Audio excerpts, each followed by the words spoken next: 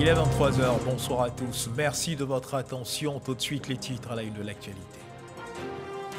Le Conseil national de sécurité s'est réuni ce jeudi 24 mars 2022 au palais présidentiel. Réunion du Conseil national de sécurité présidée par le chef de l'État, Alassane Ouattara. La situation sécuritaire générale du pays et l'évolution de la pandémie de Covid-19 étaient au menu de cette séance de travail. À suivre au cours de cette audience, de cette édition, le point de cette réunion. Lutte contre la vie chère, la répression après la sensibilisation, place désormais à la vérification sur le terrain de l'application du plafonnement des prix de certains produits de grande consommation. Action qui s'inscrit dans le cadre des mesures prises par le gouvernement pour lutter contre la cherté de la vie. Et la Côte d'Ivoire qui renforce ses partenariats économiques avec les États-Unis d'Amérique, comme en témoigne l'offensive diplomatique menée par le chef du gouvernement Patrick Hachi il y a quelques jours. Retour sur les grands moments de cette visite pour surtout en apprécier les acquis. Ce sera dans le cadre du dossier politique de cette édition. Voilà pour l'essentiel. Bonsoir à tous et merci de nous suivre. Le président de la République, Alassane Ouattara, a présidé ce jeudi 24 mars 2022 une réunion du Conseil national de sécurité au palais présidentiel au Plateau. La situation sécuritaire générale du pays et l'évolution de la pandémie de Covid-19 étaient au menu de cette séance de travail. Nous y reviendrons au cours de cette édition. Dans l'actualité également, ce télégramme officiel du chef de l'État, Alassane Ouattara, adressé à son Excellence M. Joseph Robinette Biden Jr., président des États-Unis d'Amérique. Le chef de l'État, Alassane Ouattara, qui dit, et je cite, « C'est avec une vive émotion et une immense tristesse que j'ai appris le décès de Madame Madeleine Albright, ancienne secrétaire d'État américain de 1997 à 2001, survenue ce 23 mars 2022 à Washington, D.C., figure de proue de la politique américaine, première femme chef de la diplomatie américaine et pilier de l'administration des États-Unis d'Amérique sous le président Bill Clinton. Elle a su par son leadership exceptionnel mener à bien toutes les missions qui lui ont été confiées au cours de sa longue et brillante carrière, tout en œuvrant inlassablement à la promotion des droits de l'homme et de la démocratie, notamment à travers le National Democratic Institute, le NDI, dont elle a assuré la présidence durant de nombreuses années. En cette douloureuse circonstance, je voudrais, au nom du gouvernement et du peuple ivoirien, ainsi qu'en mon nom propre, exprimer ma profonde compassion et présenter à votre Excellence, au gouvernement, au peuple américain, ainsi qu'à la famille éplorée, mes condoléances les plus sincères et les plus attristées. Je m'incline respectueusement devant la mémoire de l'illustre disparu qui fut une amie fidèle à qui je rends un vibrant hommage pour l'immense œuvre accomplie. Très haute considération, communiqué signé Alassane Ouattara, président de la République de Côte d'Ivoire. Les États-Unis d'Amérique, où se trouvait justement le Premier ministre Patrick Hachi dans le cadre d'une offensive diplomatique qu'il conduisait. Offensive diplomatique qui a été consacrée au renforcement des partenariats engagés entre la Côte d'Ivoire et ses partenaires américains. Un renforcement des partenariats structurés autour de la vision 2030 du chef de l'État Alassane Ouattara. Le dossier politique de cette édition ouvre une lucarne sur cette action menée par le chef du gouvernement Patrick Hachi. Alexis Ouedraogo.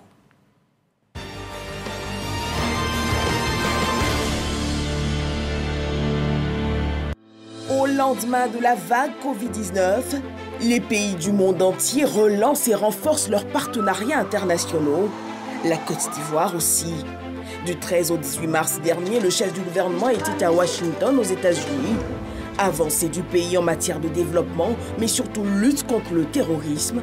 Autant de défis à relever avec le soutien des États-Unis. La stabilité socio-politique. Voilà la base de tout développement et l'un des acquis majeurs de la Côte d'Ivoire ces dernières années. Avec les élections législatives qui se sont déroulées, ce sont des élections législatives qui ont vu la participation de quasiment tous les partis politiques pour la première fois depuis 20 ans. En plus de cela, le dialogue politique que nous venons d'achever il y a quelques semaines a vu la participation de près de 26 organisations de la société civile et de 21 partis politiques et groupements politiques. Et toutes les parties prenantes ont signé, je dirais, cet accord dialogue politique, ce qui est donc une preuve de maturité où tous les acteurs ont bien compris que quelles que soient nos différences et nos divergences de vues politiques ou d'autres natures, l'essentiel et le plus important, c'est le pays. Une stabilité qui suscite l'intérêt, celle notamment du secrétaire d'État américain Anthony Blinken, mais aussi celle du Congrès américain, par la voix du président de la Commission des Affaires étrangères de la Chambre des représentants Gregory Meeks. Et parce qu'un pays en paix est surtout le terreau fertile des investisseurs, Patrick Hachi se fait ambassadeur du secteur privé. Invité à exposer devant le conseil d'administration de la Banque mondiale, le Premier ministre plaide pour une approche innovante promouvant les chaînes de valeur. Nous avons énormément appris au cours de ces échanges avec son Excellence Monsieur le Premier ministre. La Côte d'Ivoire, certainement, c'est le moteur de la croissance dans l'espace géographique de l'Afrique occidentale, mais je dirais même au-delà que par conséquent, nous allons renforcer davantage notre coopération à la fois technique et financière avec la Côte d'Ivoire dans les années à venir. Le pays reste déterminé à créer 8 millions d'emplois et à faire accéder la majorité des Ivoiriens à la classe moyenne grâce au plan stratégique Côte d'Ivoire 2030 qui lui induit justement la valorisation des chaînes de valeur. Un message bien perçu par la Société financière internationale qui d'ailleurs se l'approprie. Nous sommes entendus sur un slogan qui sera désormais le nôtre. Nous n'allons pas financer des projets, nous allons financer des chaînes de valeur. Cela dit tout, cela dit que nous allons travailler pour avoir des résultats, pour créer des emplois, parce que c'est en développant ces chaînes de valeur qu'on peut créer les emplois et qu'on peut créer cette croissance à long terme. Autre point clé de cette offensive diplomatique, attirer le plus grand nombre d'investisseurs dans un partenariat gagnant-gagnant à relever le défi de la transformation des matières premières. Pendant longtemps, nous avons été producteurs de matières premières et nous avons vendu ces matières premières à l'extérieur et utilisé donc les revenus générés pour pouvoir financer le développement de notre économie. Aujourd'hui, on se rend compte, mais d'une façon générale, que peu de pays au monde peuvent se développer à la vitesse qui est requise pour remplir tous ces défis qui sont les nôtres s'ils ne se contentent que de vendre des matières premières. Parce qu'en fait, la richesse se trouve dans la valeur ajoutée. C'est la transformation de ces produits tout au long d'une chaîne de valeur ajoutée qui, permet de se développer. On estime que si on est capable d'attirer des investisseurs localement pour pouvoir nous aider avec des partenaires locaux à transformer, on est capable de changer véritablement et de façon quantitative, qualitative, le développement du pays et l'accélérer. Sécurité, développement, amélioration des conditions de vie des populations, la Côte d'Ivoire s'ouvre au monde et renforce ses partenariats avec les États-Unis et l'Europe autour de sa croissance. Et ici à Abidjan, on lutte contre la vie chère, la répression après la sensibilisation place désormais à la vérification de l'application du plafonnement des prix de certains produits de grande consommation, notamment le riz, l'huile de palme raffinée, la viande de bœuf, action qui s'inscrit dans le cadre des mesures prises par le gouvernement pour lutter contre la cherté de la vie. En vue de faire appliquer ces mesures, le ministre du Commerce et de l'Industrie multiplie les actions. Le CNLVC, le Conseil national de lutte contre la vie chère, était sur le terrain ce jeudi 24 mars pour une action de contrôle. Michel Mambo. Marc-Henri, INGS, il est 10h30. La journée s'annonce mal pour le gérant de cette boutique. Visite inopinée des inspecteurs du commerce et des membres du Comité national de lutte contre la vie chère. Il est épinglé pour non-respect des mesures prises par le gouvernement. Ici, ni le plafonnement, ni l'affichage des prix ne sont respectés et les inspecteurs sont intransigeants. Nous allons enlever les produits que nous allons transporter à nos bureaux. Ces produits vont soit faire l'objet de distribution à des œuvres caritatives ou bien encore vont faire l'objet de vente aux enchères. Il y aura des amendes à payer et ces amendes vont de 100 000 à 5 millions. Cap ensuite sur le petit marché de Marc-Henri. Un boucher également pris la main dans le sac. Il pensait faire de bonnes affaires. Manque de peau pour lui, son client est un inspecteur du commerce. On m'a pas dit que vienne le prix comme ça. Donc nous on vend le 1 kg à 3 000 avec os et sans os 3 500. Il n'y a même pas d'indication sur les prix. Donc ce qui revient à dire que le commerçant peut donner les prix qu'il veut au kilo de viande. Le gouvernement a plafonné les prix et les prix doivent rester au niveau du plafonnement. 3 000 francs pour la viande sans os et 2 800 pour la viande avec os. Donc le numéro vert, c'est le 1343. Tous les consommateurs peuvent nous joindre à ce numéro-là. Au total, 44 sacs de riz, 62 sachets de pâtes alimentaires, un peu plus de 22 kg de viande de bœuf saisis En cette première journée de contrôle, selon Dr Anididis Bakone, secrétaire exécutive du CNLVC, la traque ne fait que commencer. L'implication des consommateurs est donc vivement souhaitée.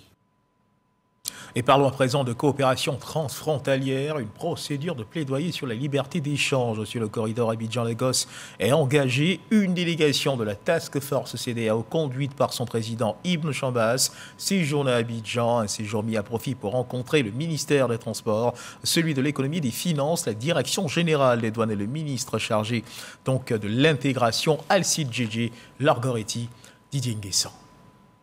Plus de 65% des activités économiques de l'espace CEDEAO liées au commerce, au transport et au transit se font sur le corridor Abidjan-Lagos. Mais les échanges aux frontières des pays sont difficiles avec les interdictions d'exportation, les faux frais ou les blocages de camions. Pour trouver une solution à ces difficultés d'échange transfrontalier sur l'axe Abidjan-Lagos, la Task Force CEDEAO entreprend une tournée dans les 5 pays concernés. Cet corridor est vraiment stratégique pour l'Afrique de l'Ouest parce que ça réunit 5 pays, y compris les 3 pays les plus puissants économiques de la sous-région. Il s'agit de la Côte d'Ivoire, du Ghana, du Nigeria. Et si nous pouvons arriver à faire marcher la libre circulation de personnes, de biens sur cette corridor, il peut avoir un impact majeur pour l'économie de la sous-région. Les choses se sont bien passées. Il a rencontré les uns et les autres, aussi bien les opérateurs, les commerçants, les transporteurs et tous les opérateurs qui empruntent cette voie Abidjan-Lagos. Ils ont fait un bon diagnostic et il y a des propositions qui sont faites, notamment en termes de formation des forces de défense et de sécurité, également en termes de mise en œuvre des moyens, des outils technologiques pour rendre plus fluide le commerce et en termes de mesures coercitives également pour lutter contre la corruption et éliminer les faux frais. Après Abidjan, la Task Force CEDEAO sera à Cotonou. Par ses missions, elle veut aller au fond des questions avec les autorités des pays concernés. Des initiatives qui vont améliorer les échanges le long du corridor Abidjan-Lagos. Et à suivre à présent l'évolution de la Covid-19 en Côte d'Ivoire.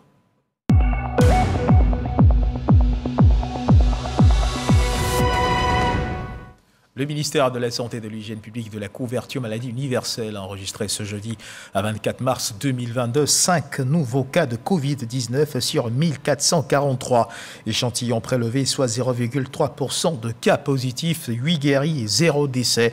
À la date du 24 mars 2022, la Côte d'Ivoire, notre pays, compte donc 81 680 cas confirmés, dont 80 854 personnes guéries, 796 décès et 21 cas actifs. Le nombre total d'échantillons est de 1 462 170.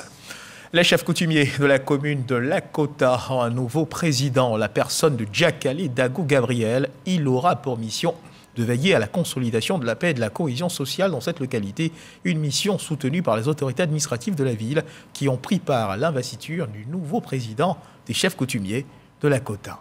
Mahama Traoré. Douto, Djakale Dago Gabriel est désormais celui qui portera la voix des chefs coutumiers de la commune de Lakota. Chef du village de Djidjiri, il a été désigné par ses pairs après des mois de tractation. Je tends la main à tout le monde pour le développement de la commune. Et ensuite, nous allons passer de village en village pour pouvoir mettre la paix entre nous les frères. Cette volonté de rassemblement est soutenue par l'autorité préfectorale. Monsieur le Président du collectif des chefs de la commune, la chefferie traditionnelle demeure le ferment sur lequel repose l'équilibre de notre société et la paix que nous attendons maintenir de manière permanente ici à Lakota. Outre la paix et la cohésion sociale, Le maire de Lakota, Sami Meri, exhorte le nouveau président des chefs coutumiers de la commune à épouser la vision de développement du président Alassane Ouattara. Nous aurons encore l'électricité, nous aurons de l'eau, nous aurons des centres de santé. Et ça, c'est grâce à un monsieur, celui-là même qui a une oreille attentive pour Lakota. Celui-là même, depuis 2013 jusqu'à aujourd'hui, il a donné 17 km de goudron à Lakota. Le président Alassane Ouattara. Le territoire communal de Lakota compte 14 villages. En politique, les membres du directoire du RHDP ont eu une séance de travail ce jeudi. Ils ont planché sur 4 points. L'examen de la cartographie de l'implantation du parti, la réactivation de la carte du militant, la participation des cadres au financement du parti, la revue des questions liées à l'actualité sociopolitique. On fait le point avec Sidonie Davila. Une nouvelle carte d'adhérents pour les militants du Rassemblement des Oufouettistes pour la démocratie et la paix. Une des grandes décisions issues de la rencontre hebdomadaire du parti. Une présentation a été faite du prototype des cartes de militants que nous avons validé. Et donc nous avons décidé au niveau du territoire de réactiver la carte de militants, une carte numérique sécurisée et connectée. La cartographie de l'implantation du RHDP sur toute l'étendue du territoire, des points aussi importants lors des échanges des membres du directoire. Un mécanisme donc efficace de financement du parti a été analysé, discuté et validé. Et ce mécanisme permettra donc à différents niveaux de responsabilité, que ce soit donc les hauts cadres, les cadres, de contribuer financièrement donc à la vie du parti. Ces propositions seront affinées, ajustées par endroits, mais on peut retenir que globalement, nous avons donc 344 départements politiques au moins qui seront créés au niveau donc du RHDP. Le dialogue politique, la lutte contre la pauvreté, la cherté de la vie, les effondrements, les grands chantiers de développement, les sujets de l'actualité sociopolitique ont été débattus. Et pour nous, ce dialogue politique est donc le reflet de la volonté du chef de l'État à faire en sorte que ce pays soit définitivement dans la paix. Le directoire du RHDP est à sa deuxième rencontre depuis la restructuration du parti. Retour hier mercredi à Abidjan de Olivia Yassé, la Miss Côte d'Ivoire, élue deuxième dauphine du concours Miss Monde qui a eu lieu à Porto Rico. Accueillie par des admirateurs et plusieurs personnalités, la Miss a dit toute sa joie et sa reconnaissance à tous les Ivoiriens, avec à leur tête le président de la République, son Excellence Alassane Ouattara, pour le soutien dont elle a bénéficié. Témoin de cette arrivée d'Olivia Yassé à l'aéroport Félix Houphouët-Boigny d'Abidjan, Issa Chonoyeo. Aéroport Félix Houphouët-Boigny, portail du pavillon d'honneur. Une foule nombreuse pour accueillir la Miss Côte d'Ivoire, Olivia Yassé, désormais deuxième dauphine des Miss Monde.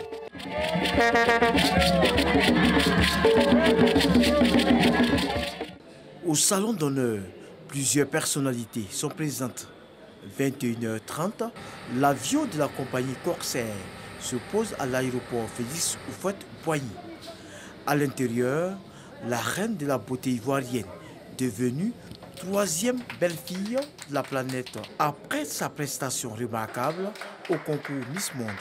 Parvenue au salon d'honneur, difficile de se frayer un chemin. Caméramen, photographes, parents, amis et personnalités, tous veulent profiter du moment.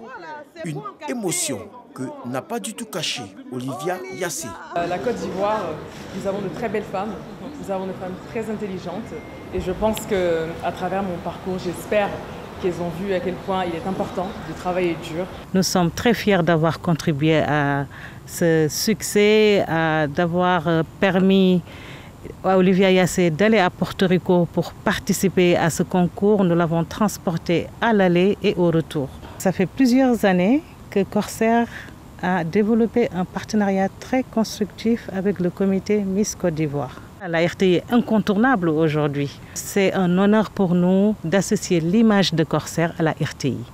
Ce troisième rang occupé par la Côte d'Ivoire est une fierté pour le pays, selon les personnalités venues l'accueillir.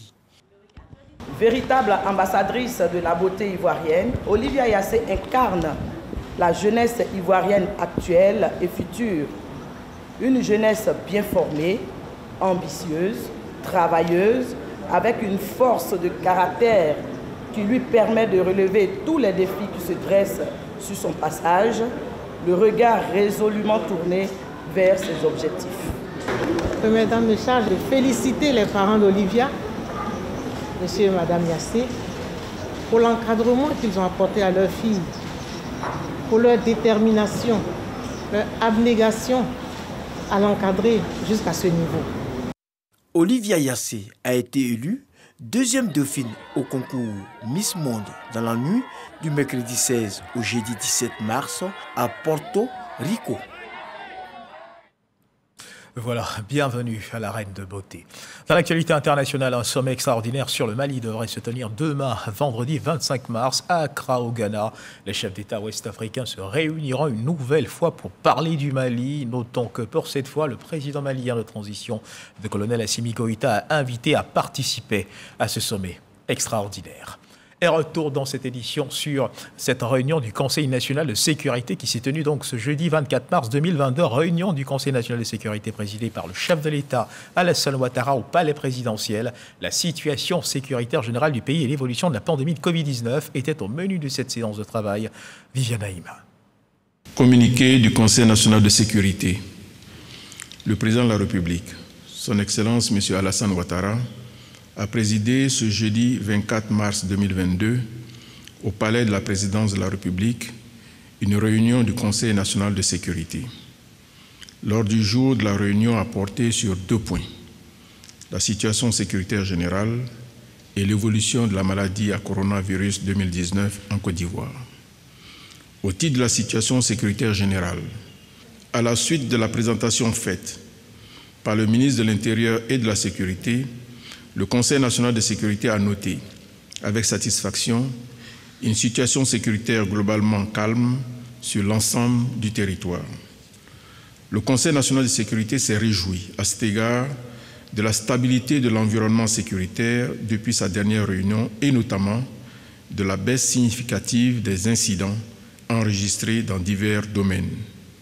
Il a toutefois déploré les attaques menées contre les forces de défense et de sécurité qui ont occasionné un mort et plusieurs blessés. Le président de la République, tout en félicitant les ministres en charge de la défense et de la sécurité, ainsi que les grands commandements et l'ensemble des forces de défense et de sécurité pour les résultats satisfaisants obtenus, a donné des instructions pour que les auteurs de ces attaques soient arrêtés et traduits devant la justice. Le chef de l'État a en outre demandé aux ministres concernés de prendre toutes les mesures idoines pour une meilleure protection des forces de l'ordre, particulièrement dans l'exercice de leurs fonctions. Concernant le volet de la lutte contre le terrorisme, le chef d'état-major général des armées, à la suite de la décision de retrait de l'opération Barkhane et de la task force Takuba du Mali, a informé le Conseil national de sécurité des besoins additionnels des forces de défense et de sécurité en termes de renforcement des capacités. Il s'agit en effet de permettre à nos forces d'anticiper et de lutter efficacement contre les menaces terroristes et les incursions à nos frontières. À ce titre, le président de la République a donné des instructions au ministre en charge de la Défense, assurant actuellement l'intérim du Premier ministre, chef du gouvernement, en vue de la satisfaction de ses besoins dans les meilleurs délais. S'agissant toujours de la lutte contre le terrorisme, le ministre des Eaux et Forêts a porté à la connaissance du Conseil national de sécurité une nouvelle stratégie de gestion et de sécurisation du parc national de la Comoé. Cette stratégie, qui s'inspire de l'expérience d'African Parks Network dans sa gestion du parc national de la Pandjari au Bénin, vise à créer un espace d'air protégé face aux nouveaux enjeux sécuritaires, économiques, sociaux et environnementaux.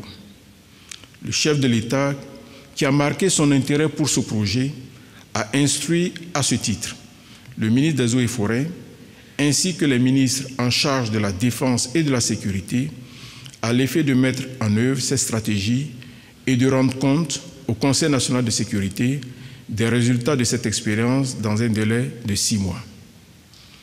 Au titre de l'évolution de la maladie à coronavirus 2019 en Côte d'Ivoire, le ministre de la Santé, de l'Hygiène publique et de la couverture maladie universelle a fait un point de situation sur l'évolution de la pandémie de Covid-19 en Côte d'Ivoire. Ainsi, à la date du mercredi 23 mars 2022, la Côte d'Ivoire dénombrait 81 675 cas confirmés de Covid-19, dont 80 846 guéris, 796 décès et 24 cas actifs. Le nombre de nouveaux cas de Covid-19 enregistrés dans le pays connaît une baisse significative depuis le début de l'année, avec, en moyenne, 314 cas par jour notifiés en janvier, 28 en février et 9 sur la période du 1er au 23 mars. La moyenne du taux de positivité, qui était de 7,2% en janvier 2022, est actuellement de moins de 1%, bien en dessous du seuil d'alerte de 5%. Le taux d'occupation des lits dédiés à l'hospitalisation est passé de 30% en janvier 2022 à près de 2% actuellement, avec 5 lits occupés sur une capacité de 237. Le taux de guérison est d'environ 99%. Le nombre de décès connaît également une baisse considérable, avec 71 décès enregistrés en janvier 2022, 8 en février et 3 sur la période du 1er au 23 mars. Ainsi, notre pays enregistre à ce jour un taux de létalité de 0,97%, l'un des plus faibles de la sous-région.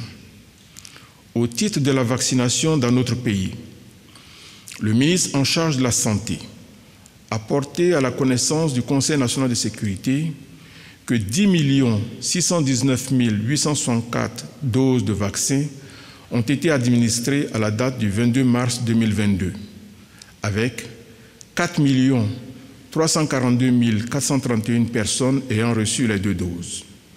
Dans le Grand Abidjan, épicentre de la maladie, avec 95% des cas, 65% des populations cibles a reçu la première dose et 46% est totalement vacciné. Le ministre en charge de la Santé a également informé le Conseil national de sécurité de la poursuite du processus d'approvisionnement en vaccins avec plus de 21 millions de doses reçues à ce jour, ce qui permettra une vaccination ininterrompue des populations tout le long de l'année 2022. Le ministre en charge de la Santé a par ailleurs informé le Conseil national de sécurité que le comité scientifique a autorisé la vaccination facultative pour les personnes âgées de 12 à 17 ans. Le Conseil national de sécurité, tout en se félicitant de ces résultats très encourageants, a instruit le ministre en charge de la Santé à l'effet d'intensifier la campagne de vaccination et de privilégier la coopération avec les pays donateurs de vaccins en vue d'acquérir davantage de doses dans le cadre des initiatives COVAX et AVAT. Aussi, au regard de la faible circulation du virus de Covid-19 et de l'absence d'apparition de nouveaux variants observés dans notre pays à ce jour, le Conseil national de sécurité a décidé des mesures d'allègement suivantes. Le port du masque n'est plus obligatoire, sauf dans les endroits clos et lors des grands rassemblements. Les voyageurs à destination de la Côte d'Ivoire présentant la preuve d'une vaccination complète seront dispensés de tests PCR. Les participants aux cérémonies et spectacles présentant la preuve d'une vaccination complète seront dispensés de tests antigéniques. Ainsi, au vu des résultats remarquables atteints dans le cadre de la lutte contre la COVID-19 dans notre pays, le président de la République a réitéré ses félicitations au Premier ministre, chef du gouvernement, au ministre en charge de la Santé, ainsi qu'à tous les acteurs concernés et les a encouragés à poursuivre leurs efforts. Le président de la République a également adressé ses félicitations aux Ivoiriens pour les efforts consentis qui ont permis la bonne maîtrise de la pandémie en Côte d'Ivoire. Enfin, le chef de l'État a de nouveau exhorté les populations vivant en Côte d'Ivoire au respect scrupuleux des gestes barrières, au dépistage systématique de la Covid-19 ainsi qu'à la vaccination contre cette maladie. Fait à Abidjan le jeudi 24 mars 2022. Voilà, à l'instant donc, le point de la réunion du Conseil national de sécurité qui s'est tenu ce jeudi sous la présidence du chef de l'État, Alassane Ouattara. Voilà qui marque la fin de cette édition. Merci de nous avoir suivis. Agréable fin de soirée. Dieu garde la Côte d'Ivoire.